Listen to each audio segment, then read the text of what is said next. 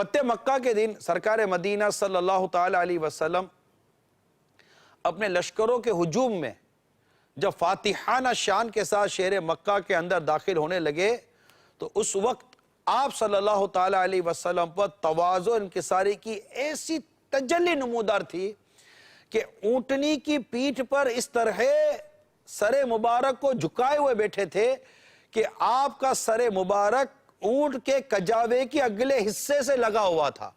یہ کتنی عاجزی انکساری تھی۔ آپ دیکھیں اس وقت دنیا میں اگر کوئی شخص کوئی فاتح بن کر آتا ہے، امیجن کے ایک شخص فاتح بن کر آ رہا ہے اور بیٹھا ہوا گھوڑے پر ہے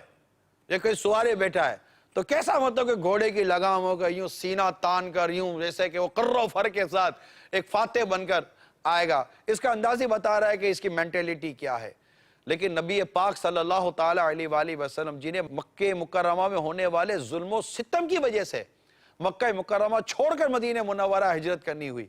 اس کے بعد جب وہی مکہ مکرمہ فتح ہوتا ہے اور جب فاتح مکہ بن کر مکہ مکرمہ میں تشریف لاتے ہیں تو آپ کی عاجزی کا یہ عالم ہے کہ آپ کا سر مبارک اتنا جھکا ہوا ہے کہ اونٹ کا جو کجاوا ہے اس کجاوے سے آپ کا سر مبارک لگ رہا ہے۔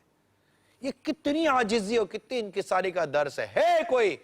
نبی پاک صلی اللہ تعالی علیہ وآلہ وسلم جیسا کہ ان جیسی کوئی مثال لا سکتا تو لے آئے، مگر نہیں لا سکے گا۔ کیوں؟ کہ میرے آقا صلی اللہ تعالی علیہ وسلم جیسا نہ کوئی تھا، نہ ہے، نہ ہوگا کہ جیسے میرے سرکار ہے۔